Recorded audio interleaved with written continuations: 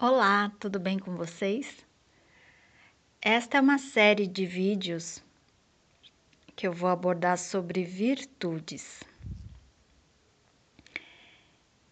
E já de início quero dizer que você é uma pessoa, um ser humano muito especial.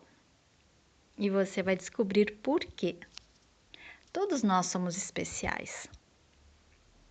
Nós somos filhos da mesma criação. Existe o homem perfeito, o ser humano perfeito?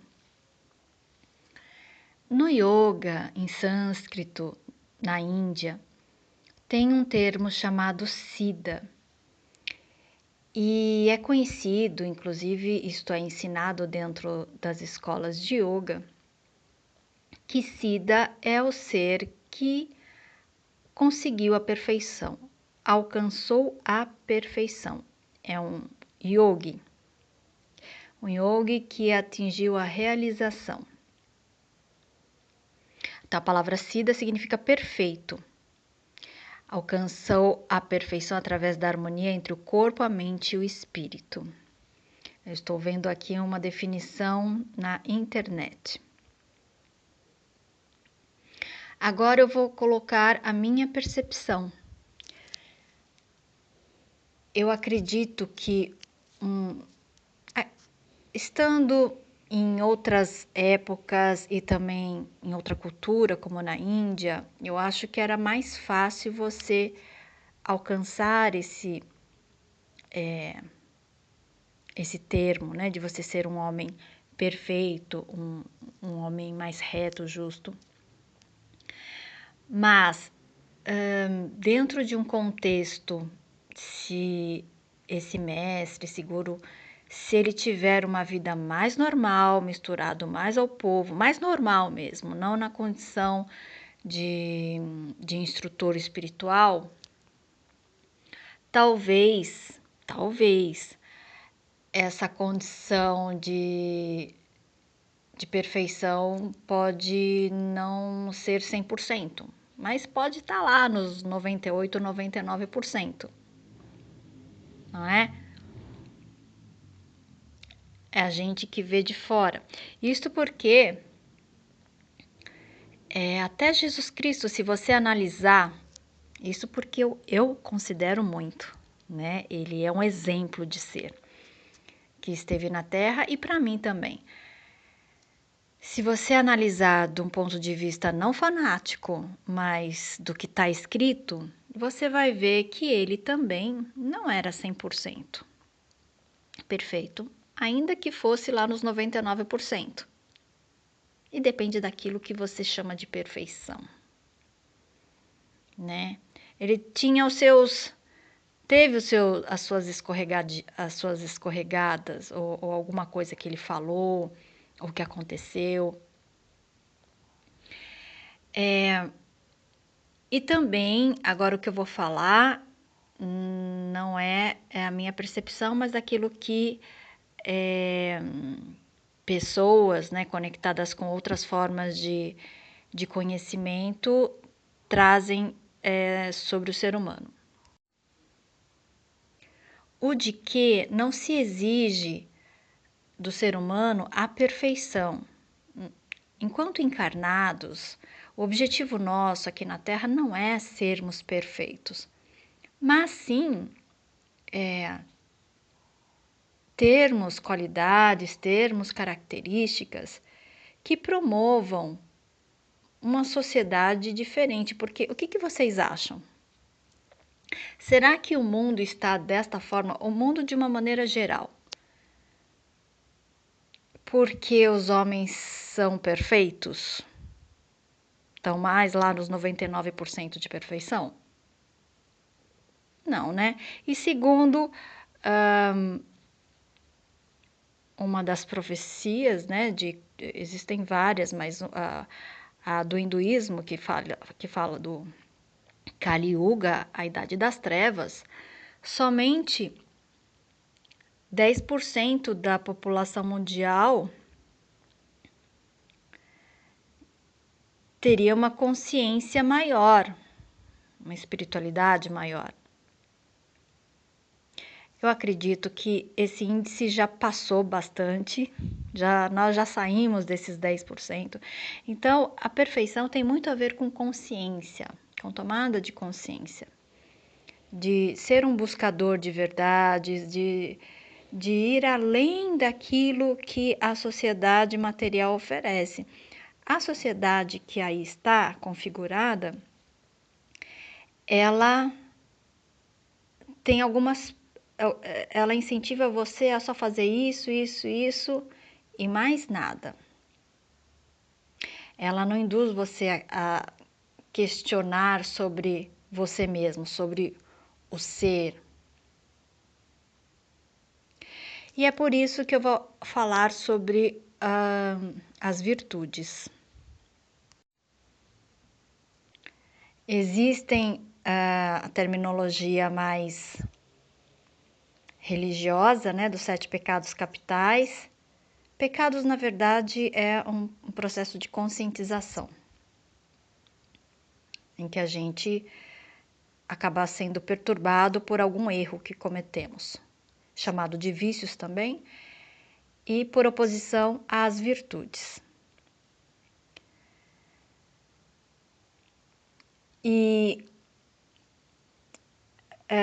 eu achei um material bem interessante de um pesquisador que eu tô até aprendendo junto.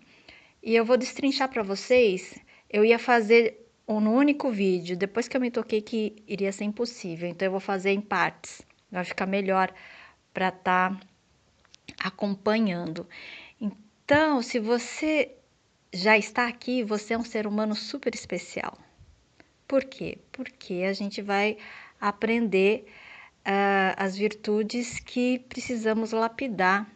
E existem formas de se fazer essa lapidação. E aí, em cima desta tabela, eu vou dar algumas explicações, tá? De forma breve, simples, e estamos juntos porque, como eu mencionei, não existe nenhum ser humano perfeito, mas a partir do momento que a gente busca uma conscientização, ampliar a conscientização, nós vamos, a sociedade como um todo vai mudar. E essa realidade que nós estamos vendo aqui vai mudar também, né? E se a gente não vê que é justa essa sociedade, que tem principalmente muita injustiça, é porque está faltando o item conscientização e autoaprimoramento, como é ensinado em muitas religiões, inclusive, tá?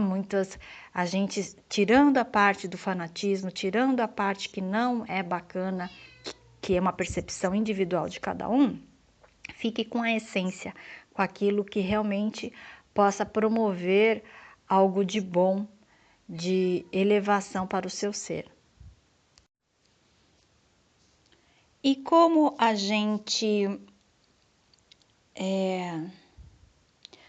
pode substituir esses dito pecados ou vícios? A partir do acréscimo das virtudes. A gente vai recobrando, inclusive, no original nós não somos pecadores, nós não somos seres com erros.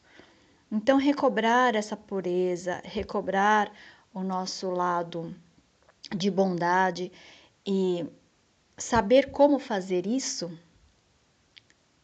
vai fazer com que o nosso eu mais inferior, atrelado a esses pecados, eles acabam sendo substituídos.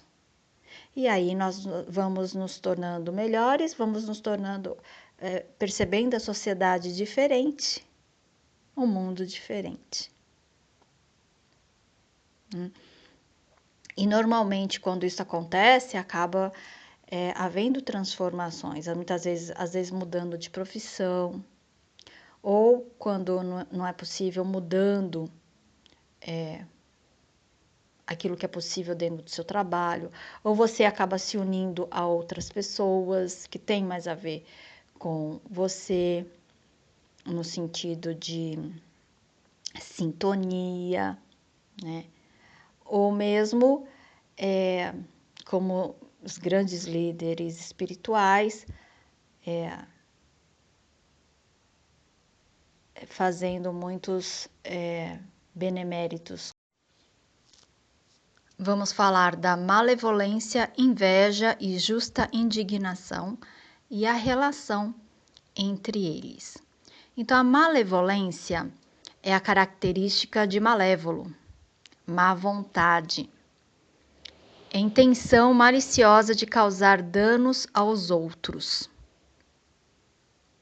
Maldade, malvadeza, perversidade. E o vício por excesso é a inveja. O que é inveja? É o sentimento, é o desejo de possuir um bem que pertence ao outro. É um sentimento de inferioridade e de desgosto diante da felicidade do outro. O outro está feliz e a pessoa não quer que a pessoa seja feliz. É um sentimento de cobiça da riqueza, do brilho e da prosperidade alheia. O que eu vou falar aqui também, poucas pessoas já ouviram isso. Que a inveja muitas pessoas não têm inveja de pessoas ricas ou pessoas que têm bens materiais. A maior inveja é de pessoas que estão na espiritualidade, pessoas mais